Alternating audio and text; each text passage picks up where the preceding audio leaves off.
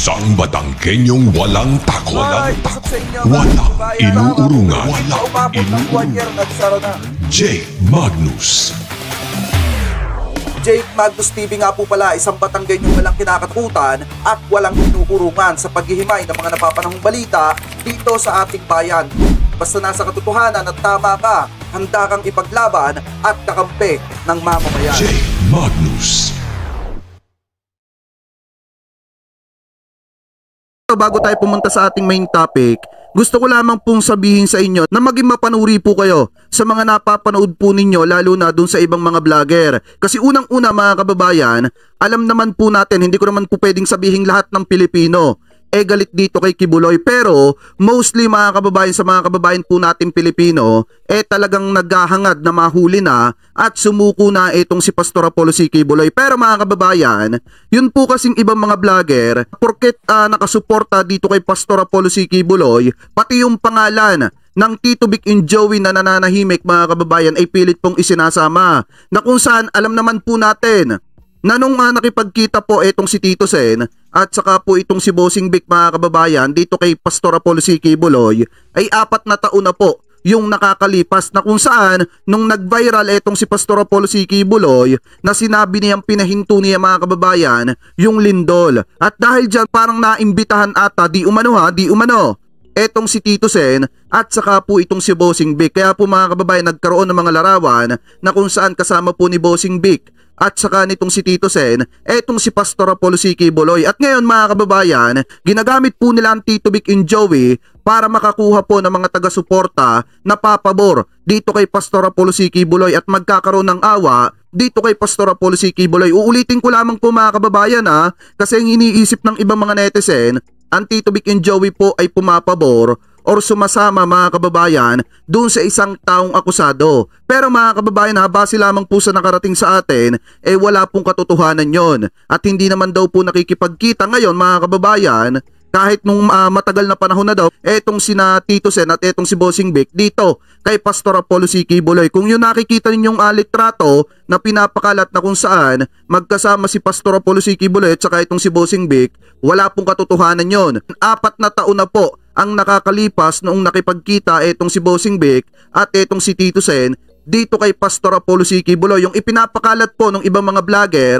na for the views at mapangsamantala at niloloko yung mga tao ay huwag nyo pong paniwalaan. So anyway, eto, umpisahan na po agad natin itong ating talakayan dito po sa nakita nating balita, na kung saan alam naman po natin kagabi nagkaroon po or kahapon ng gabi nagkaroon ng interview etong si Trillanes mga kababayan doon po sa ibang mga vlogger at sa mga media, na kung saan parang nabanggit po ata ni Trillanes na mayroon pong 15 pulis na balak tanungin ng ICC kaugnay po dito sa drug war nitong si dating Pangulong Duterte. So eto, pakinggan po natin mga kababayan etong nakita nating balita, na kung saan sabi po sa UNTV News, ayan, mga pulis na nakikipag-usap sa ICC nang walang basbas papanagutin.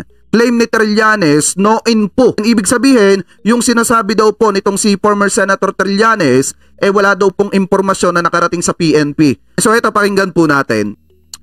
Walang impormasyon ng Philippine National Police kaugnay ng sinasabi ni dating Senador Antonio Trillanes na mayroong mga aktibong opisyal ng Philippine National Police na nagpa-interview sa International Criminal Court. Ayon kay PNP Public Information Office Chief Police Colonel Jean Fajardo. Kasi parang ang pinapalabas dito mga kababayan, yung atin pong mga kapulisan or yung 15 pulis na sinasabi, nakikipagsabuatan po dito sa ICC para daw po maimbestigahan itong war on drugs ni dating Pangulong Duterte, na alam naman po natin mga kababayan na nagkaroon talaga ng maraming butas. Ano po, may mga inosente na binawian ng buhay mga kababayan dahil sa pamamaraan ng pagsugpo sa droga nitong si dating Pangulong Duterte. Anyway, pagpatuloy pa natin. Wala naman silang namomonitor kaugnay nito. Gayunman, sakaling totoo, posibleng managot ang mga opisyal na nakipag-ugnayan sa ICC nang walang basbas ng mga nakatataas. Kasi mga kababayan, kung titingnan po natin ang sinasabi po kasi ng ating presidente, hanggat gumagana yung justice system dito sa ating bansa, hindi po natin kailangan papasukin etong ICC. Kaya nga kahit anong panawagan po ng sambayan ng Pilipino or kahit natin na papasukin etong ICC para matigil na yung mga paninira ni Duterte kay PBBM, pinapahalagahan pa rin po ni PBBM yung paggulong ng batas dito po sa ating bansa. Kaya nga sabi ng ating presidente, mga kababayan, hanggat kayang i-take over yung mga kaso, hanggat kayang gumulong yung batas dito po sa ating bansa, hindi po basta pwedeng pumasok etong ICC. Kasi nga naman, yung justice system po dito sa ating bansa, gumugulong pa rin naman, mga kababayan, at talagang okay pa rin naman. Kaya kung tutuusin, hindi pa rin talaga natin kailangan sa ngayon ang ICC. So ngayon, play pa natin.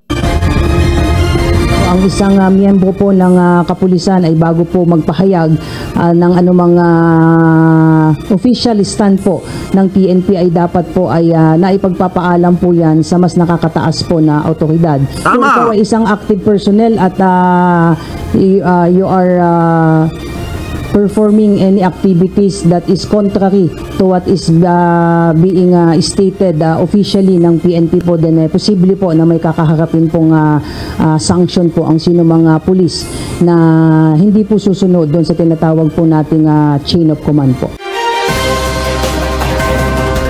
So sa madalit salita, may kaparusahan yung mga pulis, mga kababayan, na lihim na makikipag-ugnayan dito po sa ICC. Alam niyo, mga kababayan, eto yung ginagawa ng Marcos administration, lahat po transparency, ipinapakita sa publiko yung pamamaraan ng ginagawa po nila. Kung yung ibang mga kapulisan, mga kababayan, eto lang naman sa akin lang naman, kung yung ibang mga kapulisan makikipag-ugnayan ng palihim dito po sa ICC, wala tayong pinagkaiba, mga kababayan, dito sa ginawa ni dating Pangulong Duterte, yung tinutukoy na gentleman's agreement or etong secret deal, kung gagawin din natin yung katulad ng ginawa ni Digong. Mga kababayan, kaya nga dapat dun sa ibang mga kapulisan, lalo na kung tinatanong kayo or bala kayong interviewin ng ICC, dapat humingi muna kayo ng basbas sa nakakataas para hindi masabi nung iba, lalo na ng mga kritiko ng Administrasyong Marcos, na wala tayong pinagkaiba sa ginawa ni Duterte. Ano po, kasi kung makikipagkasundo, makikipag-usap yung 50 pulis ng palihim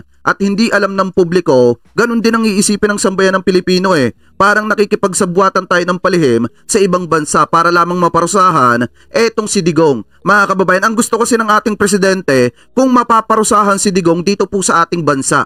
Mga kababayan, kung si Digong talagang may nagawa na pagkakamali nung panahon po niya, dapat dito po siya maparusahan sa ating bansa. Pero mga kababayan, kung sakali din naman na lumabas na yung warrant of arrest ng ICC, malaki ang posibilidad na idaan din niya sa legal, mga kababayan, at makarating din dito kay Digong. Kaya hindi pa rin natin alam kung ano ba talaga ang plano ng ating presidente. Pero gaya nga ng sabi ni PBBM sa ngayon, hayaan po muna natin na yung batas po natin maglites dito kay Digong. Ano po, so anyway, mga kababayan, punta naman po tayo dito sa sinasabi ni Senator Robin Padilla about po sa ICC. Ano po, so ito, i-play po natin.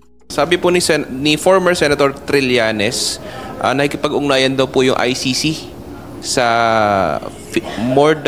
over 50 na pulis para imbestigahan daw yung drug war nung nakalipas na administration.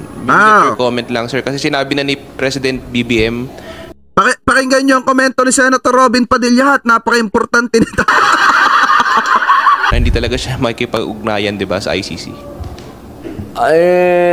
Matigas ang ulo nitong ICC na ito. Hindi ko naman sila masisi.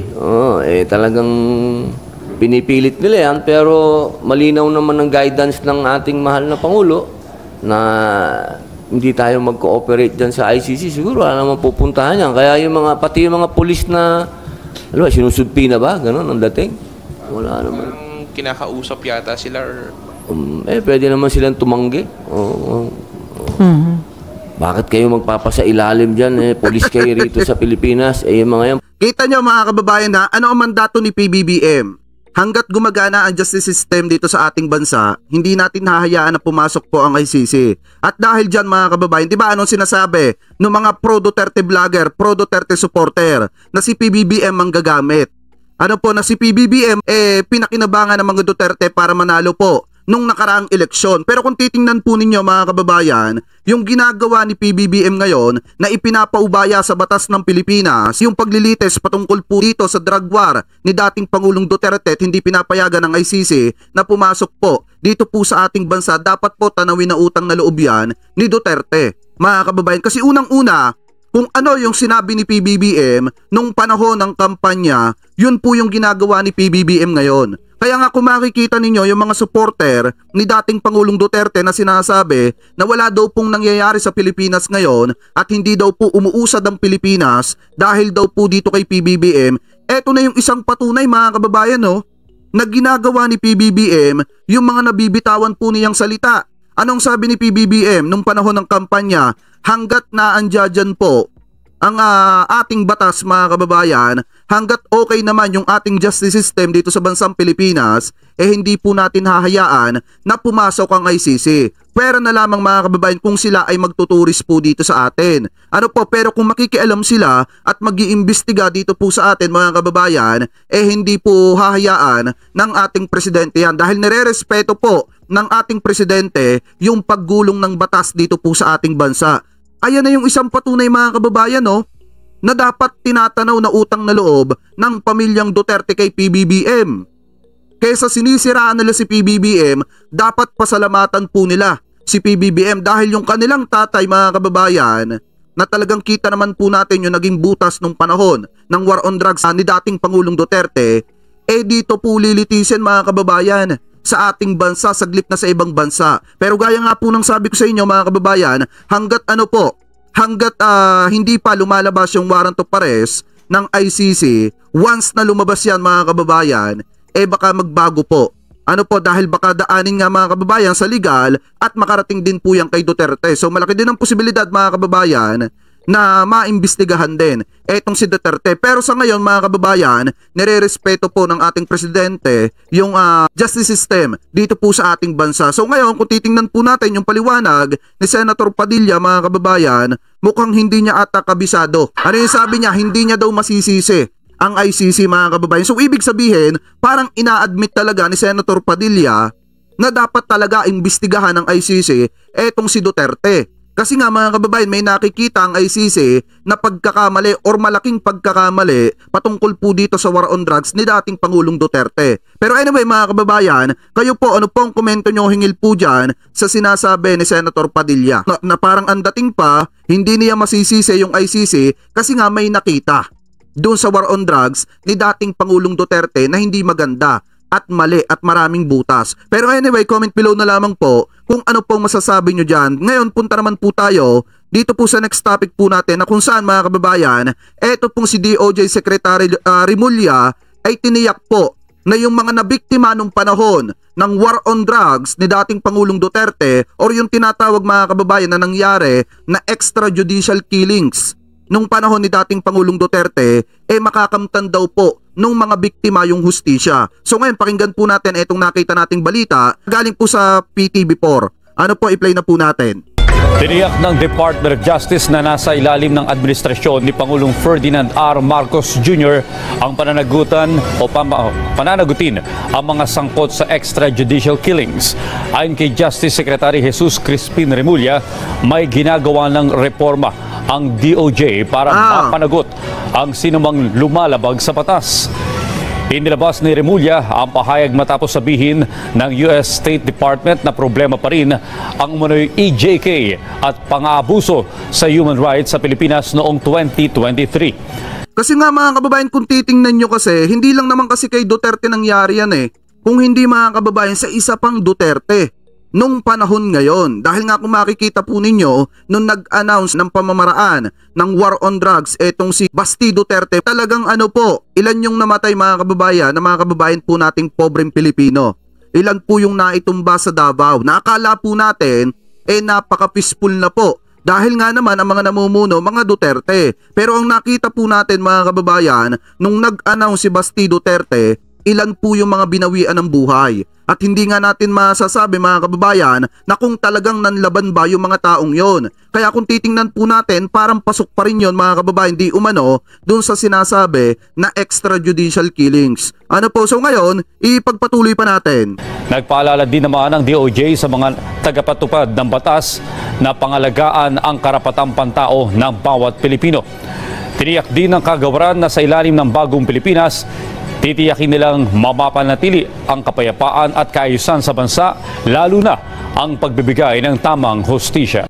Di ba napakaliwanag mga kababayan? Dapat kasi talaga mabigyan sa lalo't madaling panahon ng hustisya yung mga nabiktima ng panahon ng war on drugs ni dating Pangulong Duterte or yung mga nabiktima mga kababayan ng extrajudicial killings. Dapat nga kung tutuusin, mas pabilisin po nila yung paglilitis dito sa sinasabi na ito mga kababayan, na kung saan talagang kung may nalabag ba itong si dating Pangulong Duterte, hatulan na nila at titisin na nila sa lalo't madaling panahon mga kababayan. Kasi kung tutuusin, kung titingnan po natin, marami sa mga kababayan po nating Pilipino ang sinasabi na sobrang bagal daw po ng justice system dito po sa ating bansa. Kaya nga yung iba, ang isinisigaw po nila, mas mabuti na papasukin na lamang daw po ang ICC para mas mapabilis yung paglilitis sa ginawa nitong si dating Pangulong Duterte kung may nalabag nga mga kababayan. Yan po yung sinasabi ng ilang mga kababayan po nating Pilipino. Pero mga kababayan, since nire-respeto nga ni PBBM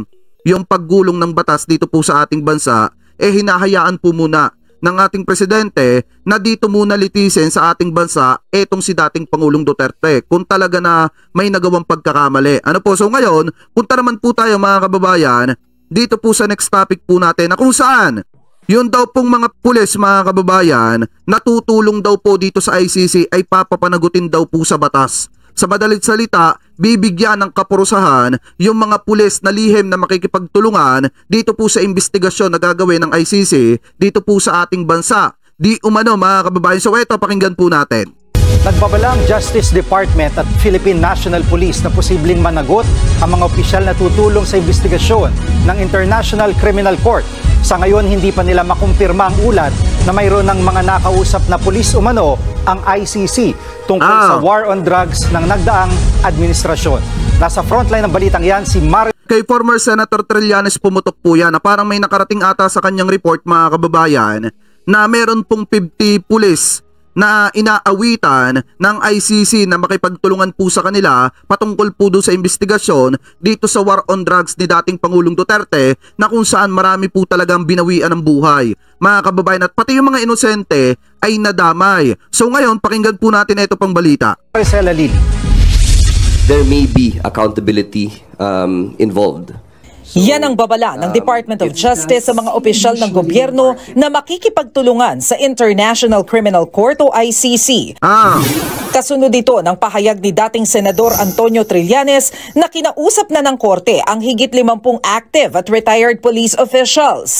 Kaugnayan ng investigasyon ng ICC. Partida nakalagay pa dun sa sinabi ni former Senator Trillanes, credible talaga yung source na nakarating po sa kanya na talagang kinausap na or kinakausap na ng mga taga-ICC yun pong ilang mga PNP official or yung mga pulis dati mga kababayan, siguro yung mga retired na pulis na naging pulis nung panahon ni dating Pangulong Duterte. Mga kababayan na kinakausap na patungkol dito sa nangyari na war on drugs ni dating Pangulong Duterte. Alam nyo mga kababayan, kung tutuusin na, kung iimbestigahan talaga ito ng ICC at kung hahayaan natin na maimbestigahan ng ICC dito po sa ating bansa yung war on drugs ni dating Pangulong Duterte, malaki po talaga ang posibilidad na makulong dyan si Digong. Bakit? Kasi kung titingnan po natin yung nangyari na nga lang dito kay Kian, yung bata na nadamay nung panahon ng war on drugs ni dating Pangulong Duterte, yun na nga lang mga kababayan, masasabi natin na malaking butas na talaga sa panahon ni dating Pangulong Duterte. Kaya nga kung makikita po natin,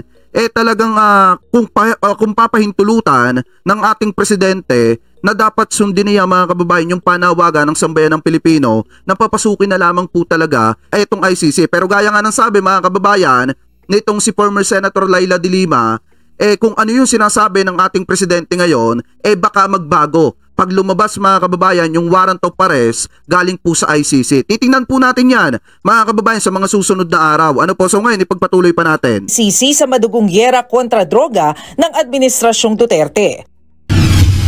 Ayon kay Trillanes, kung hindi makikipagtulungan ng mga pulis, pwede na silang ituring ng mga suspect. Nako! Wala raw alam ang DOJ sa revelasyon ni Trillanes.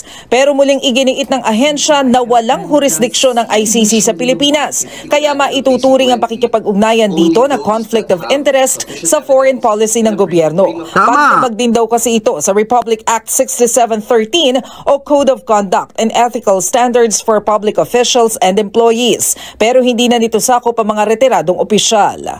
Well, if they are acting in their civilian capacity or personal capacity, then of course we have little to hold over them, no?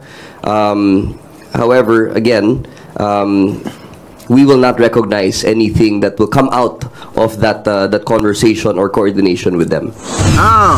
Hindi rin kinumpirma ng Philippine National Police ang pahayag ni Trillanes, pero susunod lang daw sila sa mga direktiba ng gobyerno. Dagdag ni PNP spokesperson Jean Fajardo, hindi maaaring makipag-ugnayan sa ICC ang sinumang pulis nang walang pahintulot ng kanilang mga opisyal. Kung ikaw ay isang active personnel at you are performing any activities that is contrary to what is being stated officially ng PNP po, then posible po na may kakaharapin pong sanction po ang sino mga pulis na hindi po susunod doon sa tinatawag po nating chain of command po.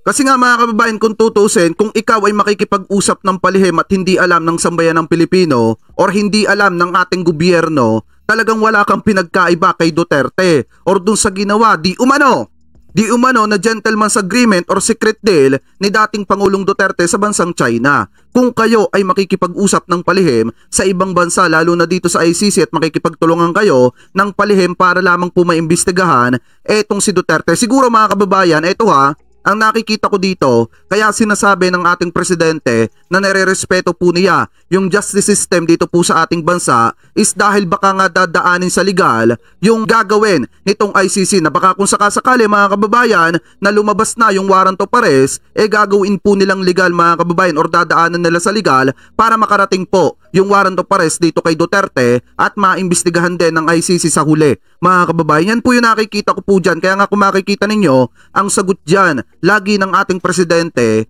talagang hindi niya papayagan. Dadaanin nila sa legal mga kababayan at tiwala pa naman ang ating presidente dito po sa justice system ng ating bansa. Una nang sinabi ni Pangulong Bongbong Marcos na hindi kikilalanin ng Pilipinas ang anumang arrest warrant sibling ilabas ng ICC.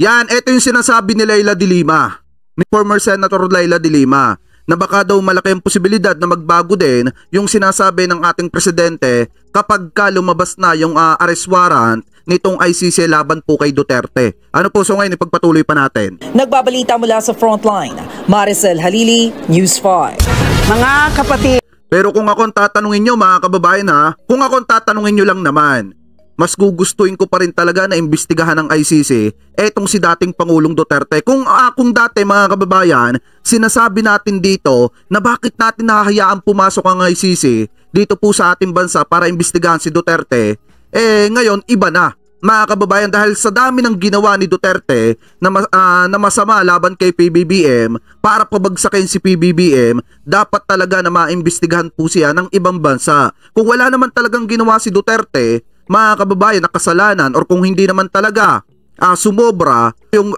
ginawa niyang war on drugs mga kababayan nung panahon niya, hindi siya mapapanagot. Pero kung yan ay maraming butas at sumobra mga kababayan at marami po talaga ang binawian ng buhay, lalo na yung mga inosenteng nadamay, dapat panagutan po niya yon. Dahil hanggang ngayon po, yung mga pamilya po ng nadamay nung panahon ng war on drugs ni dating Pangulong Duterte ay naghihintay pa rin po ng hustisya. Kasi nga naman, kung inosente na nadamay nung panahon ng war on drugs ni dating Pangulong Duterte at wala namang kinalaman sa paggamit ng ipinagbabawal na gamot or pagbibenta ng ipinagbabawal na gamot, dapat po talaga mabigyan ng hustisya yung pamilya po niyon na naghahangad ng hustisya. Ano po, kaya kung akong tatanungin nyo mga kababayan, sa totoo lang, dapat po talaga maimbestigahan ng ICC etong si dating Pangulong Duterte dahil nga naman yan din naman ang panawagan ng sambayan ng Pilipino sa ngayon. Mga kababayan, ano po, so ngayon punta naman po tayo dito sa next topic po natin na kung saan mga kababayan,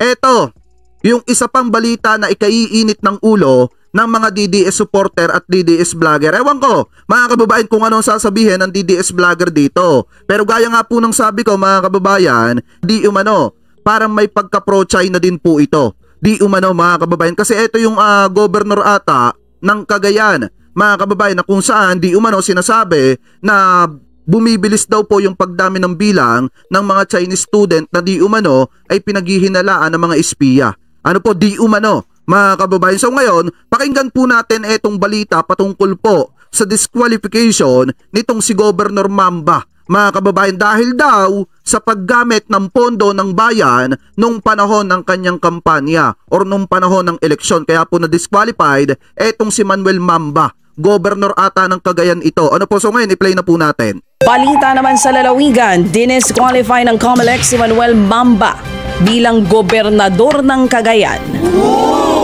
Ayon sa COMELEC First Division, paglabag sa batas ang paglalabas umano ng public funds ni Mamba sa kasagsagan ng kampanya noong taong 2022. Sapat na raw yang basihan para ma-disqualify si Mamba bilang 2022 gubernatorial candidate. Dahil nga dyan, idineklara ng COMELEC na bakante ang Office of the Governor ng Cagayan. Alinsunod sa batas, ang Vice Governor ang otomatiko na tatayong gobernador. Ito na ang ikalawang beses na na-disqualify si Mamba.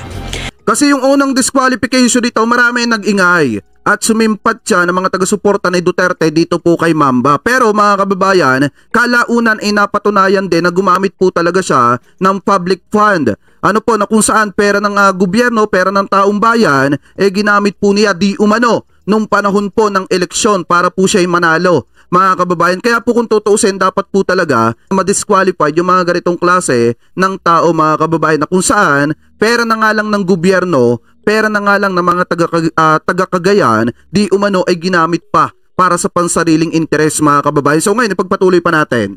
Sinusubukan pa ng News 5 na kunin ang pahayag ni Mamba ukol pa rin sa issue. Ang maliwanag po kasi dito, talagang dati pinagtatalunan din itong isyong ito, yung patungkol nga sa paggamit ng public fund nitong si Mamba, mga kababayan. Nakalauna nung una, parang di umano, hindi ata napatunayan, mga kababayan, kaya nanatili pa rin po sa pwesto itong si Mamba. Pero ngayon, mga kababayan, yung pwesto po niya sa governor ata, mga kababayan, bakante na po dahil na-disqualified na po etong si Mamba at napatunayan na gumamit po talaga ng pera ng bayan para manalo po nung panahon ng eleksyon. Ano po, so ngayon, punta naman po tayo dito sa next topic po natin na kung saan, mga kababayan, marami nagme-message sa akin kahapon patungkol po dito sa balitang ito na kung saan daw, di ba si First Lady Liza Marcos, sinabi po na bad shot sa kanya etong si BP Inday Sara Duterte. Tapos may lumabas na balita na di umano ipinagtanggol po ni PBBM etong si BP Inday Sara Duterte. Parang sinabi ata ni PBBM, mga kababayan, na wala siyang nakikitang dahilan para tanggalin po sa kanyang gabinete etong si BP Inday Sara Duterte. Ngayon, mga kababayan, nagpasalamat daw po etong si BP Inday Sara Duterte sa patuloy na tiwala ni PBBM sa kanya at tinitiyak niya na gagawin niya yung mandato ng DepEd. Play na po natin. Nagpasalamat si Vice President Sara Duterte sa patuloy na tiwala sa kanya ni Pangulong Ferdinand Marcos Jr. sa kabila ng tensyon sa pagitan nila ni First Lady Liza Marcos. Sa inilabas na mensahe ni BP Sara, tiniyak nito na patuloy niyang gagampanan ang kanyang mandato bilang kalihim ng kagawaran ng edukasyon. Alam niyo, hindi ko kasi gusto dito kay BP Inday Sara Duterte. Eto para lang naman sa akin. Para kasing ang dating kasi sa publiko, mga kababayan, hindi niya inirerespeto yung First Lady. Kasi biruin nyo saglip na sabihin niya, nakakausapin niya ng palihim or private, mga kababayan, etong First Lady para mapag-usapan yung issue sa bawat isa. Mas pinili po niya na sabihin sa publiko na ang kakausapin niya si PBBM. Pero mga kababayan, hindi niya talaga sinagot ng strictly or direct to the point yung sinasabi ng First Lady.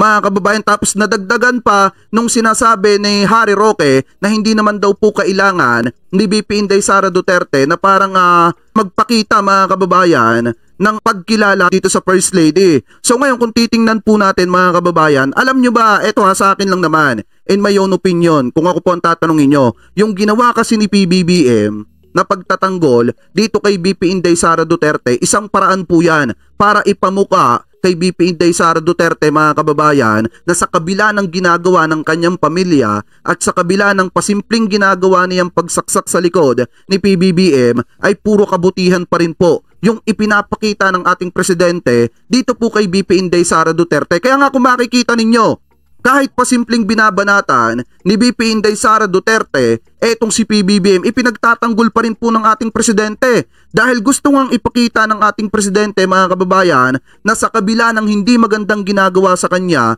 at pasimpleng paninira sa kanya, talagang ipinapakita pa rin po niya yung kahalagahan ng sinabi po nila nung panahon ng eleksyon na unity team, mga kababayan, at ipinapakita pa rin po ni PBBM yung pagiging unity team niya dito kay VP Inday Sara Duterte, na sa kabila ng batikos at panawagan ng ibang mga kongresista na mag-resign sa posisyon etong si VP Inday Sara Duterte, ay patuloy pa rin pong ipinagtatanggol ng ating presidente. Kung ako, mga kababayan, kung ako lang naman yung vice presidente na sinisiraan ko yung presidente tapos ipagtatanggol ako ng presidente, mga kababayan, dapat mahihiya ako. Dahil sa kabila ng hindi magandang ginagawa niya sa ating presidente, napakaganda ng ibinabalik ng ating presidente dito kay VP Inday Sara Duterte. Kaya nga sabi nung iba, ano yung panawagan ng iba? For delikadesa dapat mag-resign na bilang sekretarya ng DepEd. Dahil nga kung titingnan po ninyo, napakarami na nga namang pagkakamali at napakarami ng butas nung panahon na tinatanong po siya ng publiko kung ano masasabi niya about sa West Philippine Sea, kung ano yung opinion po niya patungkol po sa mga nangyayari dito po sa ating bansa. Kaya nga kung makikita ninyo, mga kababayan, doon sa pagtaas ng presyo ng bilihin na hindi naman niya, kung tutusin, hindi naman niya sakop dahil nga sekretarya siya ng DepEd, meron po siyang komento. Doon sa sinabi ng First Lady, meron po siyang komento. Pero doon sa issue ng West Philippine Sea, nananatili po siyang tahimik. Kaya nga kung makikita ninyo, hindi may iwasan na sabihin ng publiko, na sabihin ng sambayan ng Pilipino na talagang may pagka-pro-China etong si VP Inday Sara Duterte. Dahil nga naman, kapag ka binabato siya ng patungkol po sa kanyang sarili, meron po siyang pagtatanggol at komento para maisalba yung kanyang sarili. Pero mga kababayan, pagka patungkol doon sa mga teritoryo na pinoprotektahan po natin, nananatili po siyang tahimik, mga kababayan. Pero anyway, pagpatuloy pa natin. Makakaasaan niya ang Pangulo na mananatili siyang maglilingkod ng tapat kasama ng lahat ng bumubuo ng Department of Education para sa kinabukasan ng bawat mag-aaral. Alam nyo, makikita ko lang talaga na ginagawa ni VP Inday Sara Duterte yung trabaho niya as a sekretarya ng DepEd kung idadagdag niya sa kurikulum ng mga estudyante na protektahan dapat yung teritoryo ng Pilipinas, mga kababayan, katulad nitong West Philippine Sea. Kung idadagdag niya sa kurikulum na dapat malaman ng mga kabataan na dapat pahalagahan yung mga teritoryo po natin, at dapat bilang isang sekretarya ng DepEd, dapat una siyang nagpapakita ng pagmamalasakit at pagmamahal dun po sa mga teritoryo na ipinaglalaban po ng ating presidente, mga kababayan. Ano po? So ngayon, maliwanag naman po na ito pong si VP Inday Sara Duterte ay nagpapasalamat daw po kay PBBM. Pero kung makikita nyo, yung sagot niya dun sa sinabi ng First Lady na bad shot itong si VP Inday Sara Duterte, dito po kay First Lady Liza Marcos, mga kababayan, dapat ang sinabi po niya doon, kakausapin niya ng private etong si First Lady, pero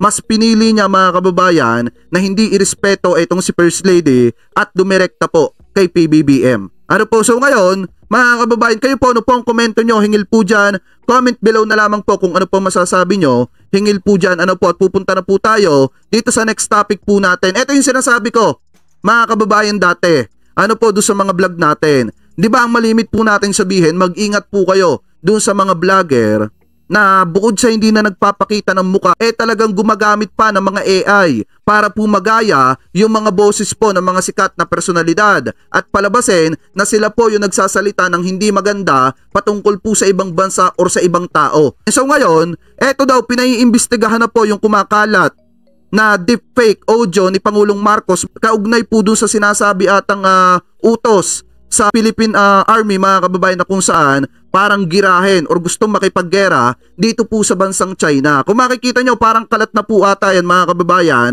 dito po sa TikTok, na kung saan umani na po yan ng iba't ibang mga komento. At akala nga nung iba, utos talaga ni PBBM, kasi nga naman kung titingnan nyo, may pagkakahawid po talaga sa boses po ng ating presidente. Pero nilinaw po yan, mga kababayan, ng ating presidente at sinasabi po, or ng ating gobyerno at sinasabi po, mga kababayan, na wala pong katotohanan po yan. Ngayon, pakinggan po natin itong nakita po nating balita. Iimbestigahan na ng Department of Information and Communication Technology o DICT, katuwang iba pang law enforcement agencies kung saan ang galing at sino ang nagpakalat ng umano'y deepfake audio ni Pangulong Ferdinand Marcos Jr. Biruin nyo, katatapos lang natin doon sa ginawa ni Maharlika na sinasabi ng PIDEA na artificial intelligence, mga kababayan, at fake news. Dahil nga naman, parang ginawang AI, mga kababayan, yung mga ebidensya na inilalabas po nitong si Maharlika. Ngayon, mga kababayan, may panibagong audio na naman or may panibago na naman na kalokohan na ginawa patungkol po at laban po dito kay PBBM, na kung saan nagpakalat ng audio na tila parang inuutusan ang Philippine Army, mga kababayan, or etong Armed Forces of the Philippines na makipaggera dito po sa bansang China. So ngayon, ipagpatuloy pa natin. Maririnig sa nasabing audio recording ang tila direktiba sa militar ni PBBM laban sa mga umaangking sa mga teritoryo ng Pilipinas. Sabi ko sa ating mga magigiting na sundalo, gumanti sa China kung kinakailangan. Dapat na tayong pumalat at gamitin ang ating pwersa para matigil na itong mga pambubuli. Huwag tayong matakot sa kanila. Marami ang sumusuporta sa ating bansa. Yung mga nagsasabi dyan na yung artificial intelligence ay ginagamit lamang daw po para sa muka. Eto yung isang halimbawa, Eto yung isang halimbawa, nasaan yung vlogger na DDS na nagsabi, mga kababayan, na yun daw pong artificial intelligence, para lamang daw po yun sa muka. Para lamang daw po ma-edit yung muka. Ayan napakaliwanag naman boses ni PBBM ginaya at inedit, mga kababayan, para palabasin na masama po yung ating presidente at nagpuprobok ng gera laban po sa China. Yan, napakaliwanag naman, mga kababayan. Kung makikita nyo, hindi nga magaling yung gumawa nito Dahil unang-una, pansin nyo agad na hindi gayang-gaya yung boses ni PBBM. Napakabilis magsalita, mga kababayan. Yung ating presidente, malumanay lang naman magsalita yon, mga kababayan, na talagang may laman. Pero ito, mabilis na nga yung salita, talagang puro pagpuprovok pa ng gera yung sinasabi. Kaya nga kung makikita nyo, napakalayo sa sinasabi ni PBBM. Kaya nga, eto, mga kababayan, yung mga anti-Marcos or yung mga may ayaw kay PBBM, sana lumaban kayo ng patas. Kasi kung titingnan ninyo, yung ginagawa ninyo, hindi lang naman yung mga pro-Marcos or pro-government vlogger or pro-government supporter yung maapektuhan dyan. Pati yung mga anti-Marcos, yung mga basher ni PBBM, kung sakali nakagating yan ng China, maapektuhan din kayo pag nagkagera. Di nyo ba alam? Kaya nga lagi nating sinasabi dito sa vlog natin, na hindi pakikipaggera yung gusto ng ating presidente. At ang gusto ng ating presidente, mga kababayan, ay protektahan lamang po yung ating teritoryo. Kaya nga kung makikita ninyo, naghahanda tayo hindi para makipaggera. Kung hindi, para protektahan lamang po yung ating teritoryo. Yung ibang mga Pilipino, mga kababayan, since hindi nga sila concerned at basher nga sila ng ating presidente, gumagawa po sila ng isang bagay na ikapapahamak po ng bansang Pilipinas. Alam niyo, kung tutusin, hindi naman presidente natin yung may gustong makipaggera Ang may gustong makipaggera dyan, yung mga anti-Marcos, mga kababayan. Yung mga may ayaw kay PBBM na gusto na mapabagsak si PBBM para mailuklok yung gusto nilang iluklok. Diba, kung makikita ninyo, napakalayo naman sa boses ni PBBM Kinapalan lang nila yung boses para magmukhang si PBBM yung nagsasalita. Pero kung titingnan po ninyo, napakalayo, sobrang bilis magsalita nung nasa video, mga kababayan. At talagang kung makikita naman ninyo, pag nagsasalita ang ating presidente, malumanay magsalita. So ngayon, ipagpatuloy pa natin.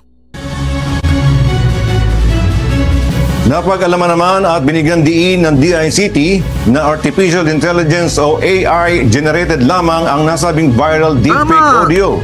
Posible yan ang kasuhan ng paglabag sa cybercrime law kung sakaling matunton ang mga gumawa at nagpakalat nito. It is fake. It is not the President's voice. We don't have any leads yet.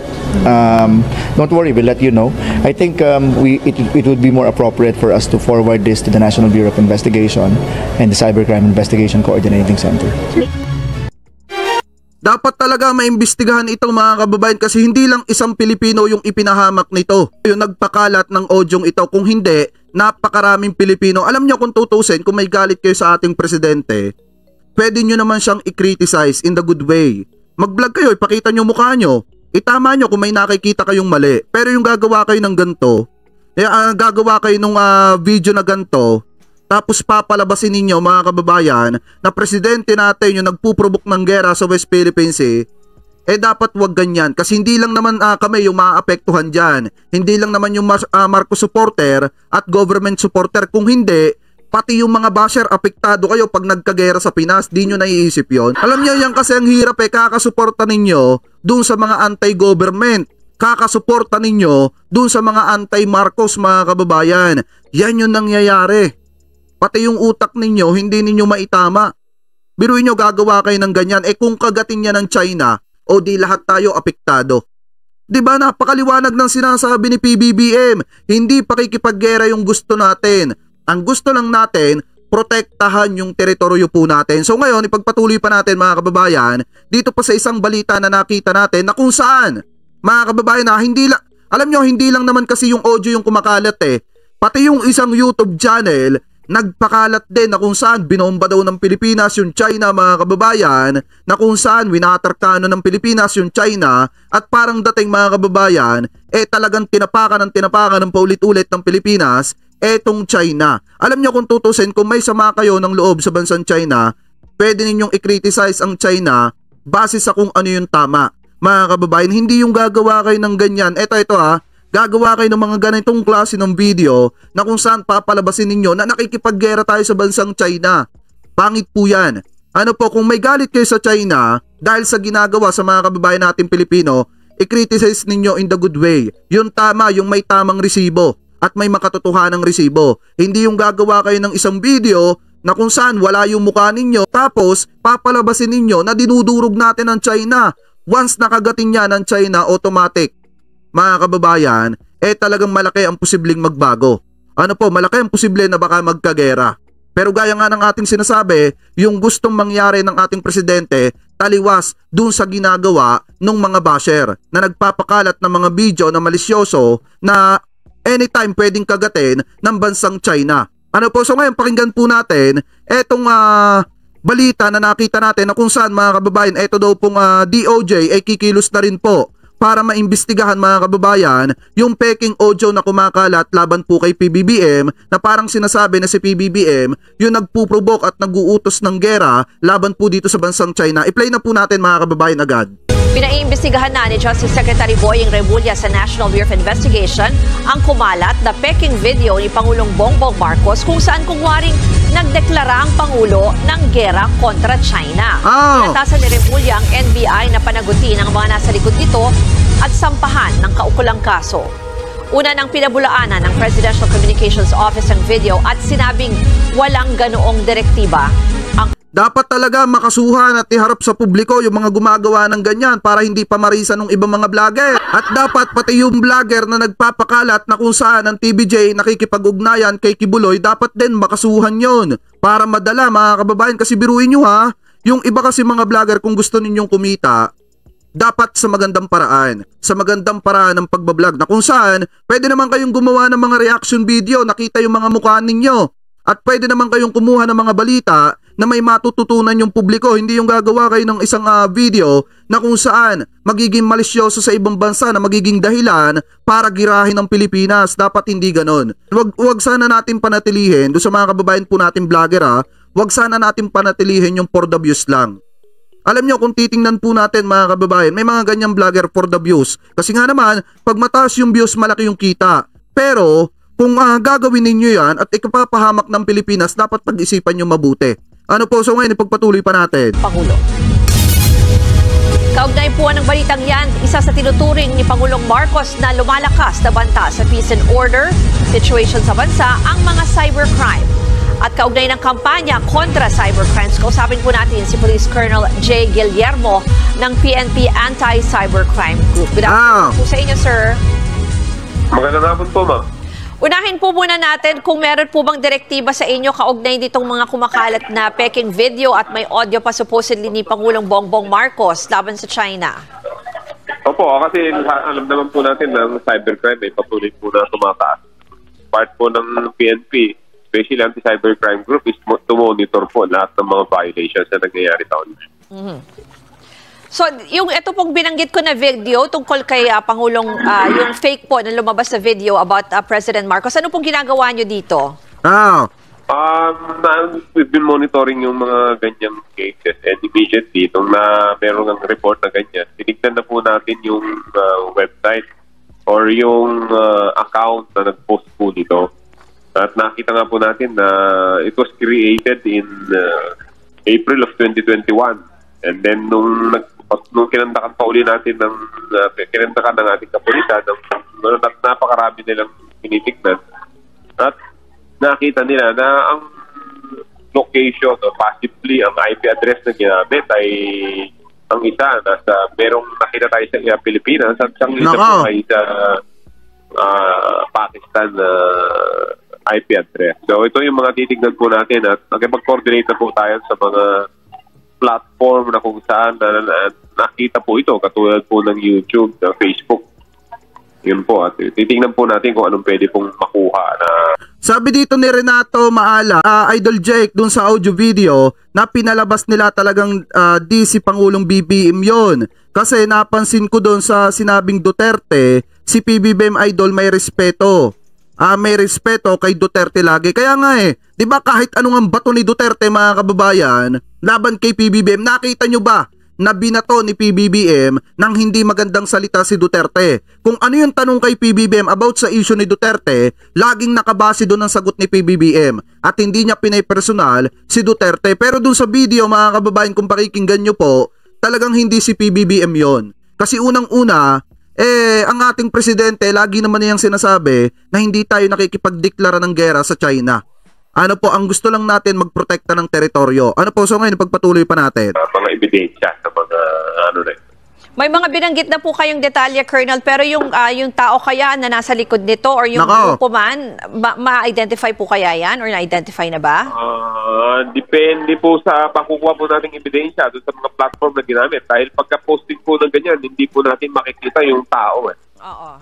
Kung sino po ang nag-post ito. So, pag nakakuha po kami ng ebidensya sa Facebook at saka sa YouTube, malamang po makikita natin kung saan po ginawa yung post na yun. Overall po, Colonel, ano po yung assessment nyo? Pataas po ba ngayon ang mga cybercrimes at ano po yung klase na pinaka-common? Ang sa cybercrime po ay kung titignan po natin during the first quarter ay lagi tumataas ito pero hindi naman po ganun kataas na dahil ang simula po nagkaroon ng SIM registration hindi na po umaakit sobrang taas. Ngayon po, ngayong taon, yung first quarter, nasa 21.4 lang yung pagtaas po nito. Katulad ng previous years na talagang umaabot po yan ng 30 to 35% yung first quarter. So, ang pinakamataas po nito ay yung online scam. Ang pinaka number one po sa online scam ay yung online selling pa rin po. Online selling, ito yung pag-access ng mga Facebook account, yung mga ganun po. Kung minsan nanghihingi ng pera or assistance, yan yung pangalawa. Yung pangatlo po, yung investment scam. Wait na mga kababayan, basahin muna natin itong kay Alvin. Sa Cagayan, di ba si Governor Mamba ay kinakabit na naman nila na si PBBM daw ang may dahilan? Bakit na-disqualified si Governor Mamba para sisihin na naman si PBBM kahit wala namang kinalaman? Alam nyo ito doon sa mga DDS supporter, DDS vlogger, kung ikakabit nyo na naman si PBBM dyan, siguro naman hindi kayo bulag at bingi na hindi pa nakaupo si PBBM, issue na yan kay Mamba. Hindi pa si PBBM ang presidente niyan, issue na po yan kay Mamba dati pa. Dahil kung makikita nyo, nung panahon ng pumutok yung patungkol do sa EDCA na magkakaroon ng EDCA site dito sa bansang Pilipinas, isa si Mamba mga kababayan sa pinakatumututol na magkaroon po ng EDCA site dito po sa Pilipinas. At kung makikita nyo nga, nung panahon ni Duterte mga kababayan, ang pagkakaalam ko yung issue ng paggamit ng pera ng bayan para sa kampanya, issue na po yung kay Mamba dati. Ngayon lang talaga napatunayan na talagang nalabag nga ni Mamba mga kababayan na gamitin yung pera ng bayan. Ano po, so ngayon ipagpatuloy pa natin. Okay. Colonel, online scam, yung mga online selling, ano pa po yung iba? Medyo napuputol po kasi linya. Illegal access po ng Facebook account. Yung minsan bigla na lang nag-iiba yung may-ari ng account. Then nanghihingi ng pera. Yung pangatlo po ay yung investment scam. Investment scam. Para po sa mga mabibiktima, Colonel, ano po ang dapat nilang gawin? Basta pag nabiktima po sila, just check our website, yung PNP-ACG website, at hanapin po nila doon kung saan yung pinakamalapit na PNP-ACG. Or kung medyo malayo-layo man, they can report directly to the local police station. Meron po ba yung way na parang halimbawa mga online forms na pwede po nilang isubite muna kung sakali, halimbawa kung malayo po yung lugar nila? No, they can send a message to our FB page. Huli na lang po, Colonel, bilhin nyo po sa ating publiko para makaiwas po sa mga gitong cybercrimes, lalo na yung sinasabi nyo, nangunguna dyan yung mga online scams or lalo na sa online selling. Opo, ang modus lang naman po kasi dyan sa online selling or buying, yung nanghihingi po ng advance na bayan. Kami mga kausap kayong ganyan na bayaran mo na muna ito or ipadala mo na yung item, yun yung mga red flag na dapat natin hindi na i-engage yan dahil talaga meron pong panluloko sa doon. Maraming po salamat kay Police Colonel J. Guillermo, ang hepe ng Cyber Response Unit ng PNP Anti-Cybercrime Group. Doon sa lahat ng mga taga-suporta, lalo na sa lahat ng mga supporter po ng ating gobyerno at doon sa mga basher ng ating gobyerno, dapat maging mapanuri po kayo sa mga napapanood po ninyo sa social media. Baka mamaya mga kababayan, yung pinapanood nyo pala na video ay scam na pala.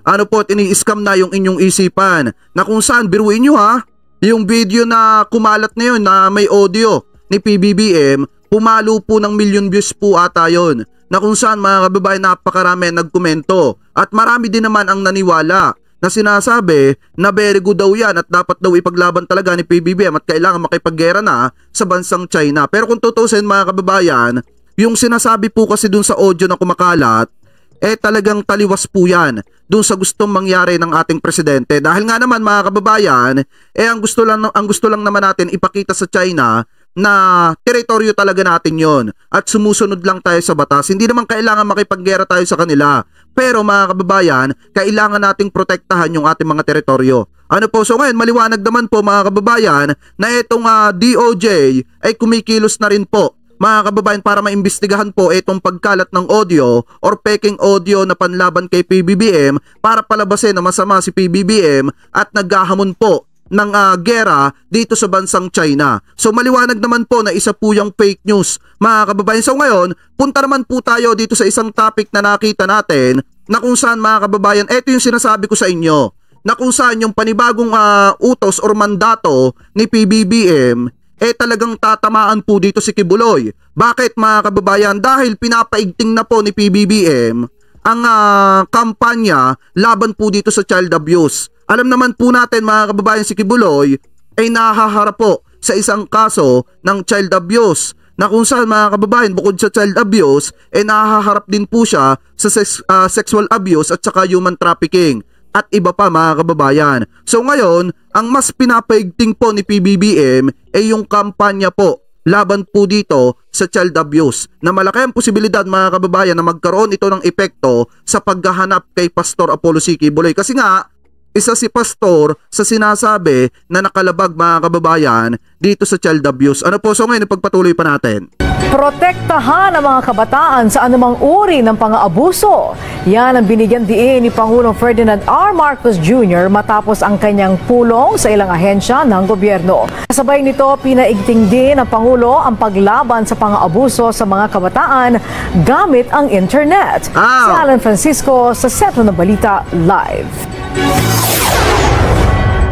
Angelique, pinalalakas nga ni Pangulong Ferdinand R. Marcos Jr. ang mga aksyon ng iba't ibang ahensya ng gobyerno para masawata yung iba't ibang uri ng pang-aabuso sa mga kabataan. Dapat ang una nilang gawin dyan, hulihin nila si Kibuloy. Pag nahuli nila si Kibuloy, hindi na yan tutularan ng iba or matatakot na yan tularan ng iba. Alam nyo kung bakit? Kasi si Pastor Apollo C. Kibuloy, masasabi natin na big fish yan. Pag nahuli yan si Pastor Apollo C. Kibuloy at hinarap niya itong kaso laban sa kanya na child abuse, mga kababayan, katatakutan na yan ng ibang tularan. Kaya nga dapat, habang pinapaigting nila itong kampanya laban sa child abuse, dapat mas nagiging porsigido sila na hanapin at tugisin at hulihin etong si Pastor Apollo C. Kibuloy. At anyway, pagpatuloy pa natin. Sa kanyang social media post, sinabi ni Pangulong Marcos na determinado siyang protektahan ng mga kabataan. Hindi rin siya magpapakita ng awa sa mga offenders sa anumang uri ng child abuse.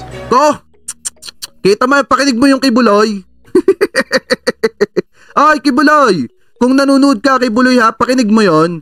Hindi magpapakita ng awa ang ating presidente dun sa mga offender or dun mga kababayan sa mga nakalabag ng child abuse or yung mga nakagawa ng kasong child abuse, ng krimen na child abuse. Maliwanag naman yung sinasabi dyan sa balita.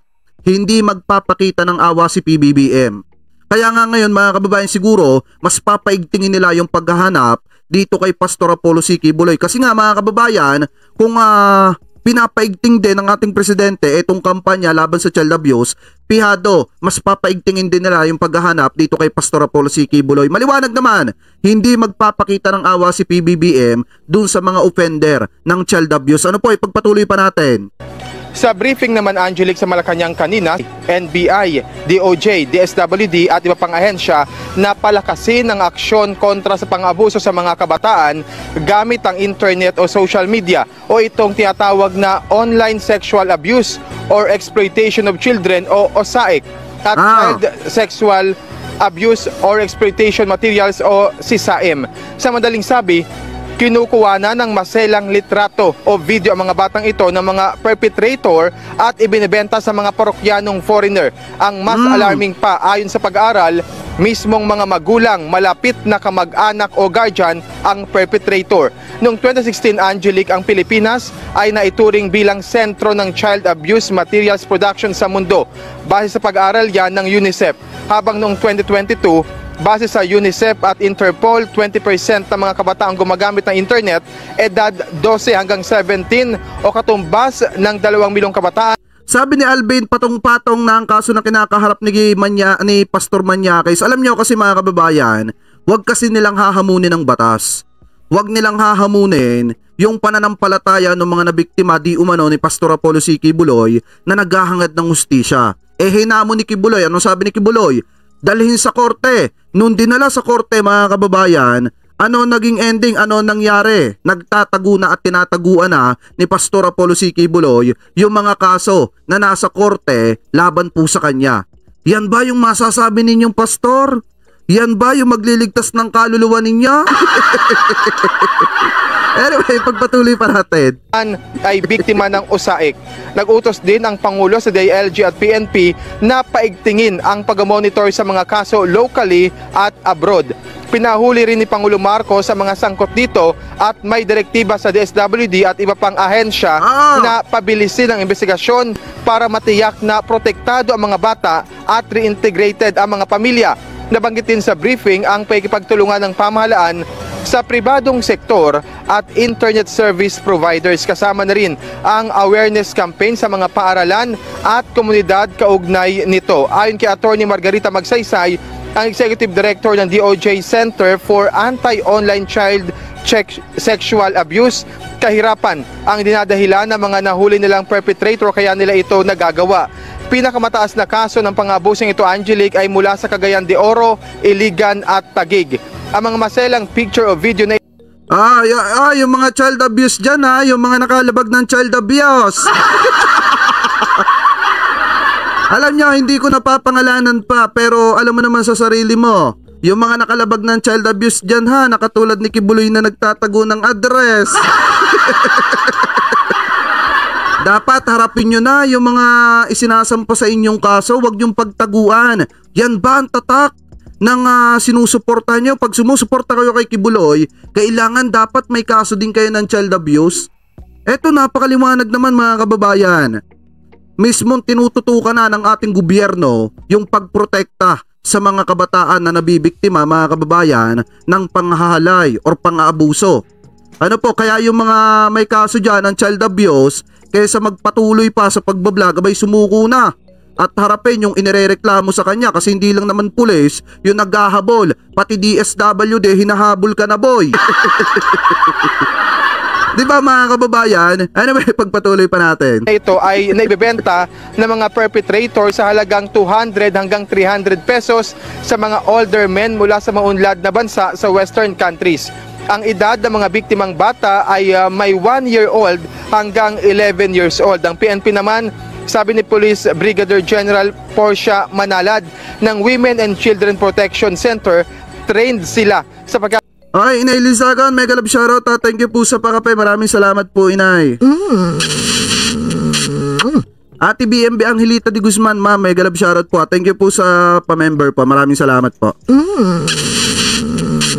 Sabi nito, parang kilala ko yun Basta, hindi na natin papangalanan, pero dapat kung talagang may respeto sila sa batas, susuko sila kasi hindi lang naman pulis yung naghahanap. Kung hindi, pati DSWD hinahunting sila.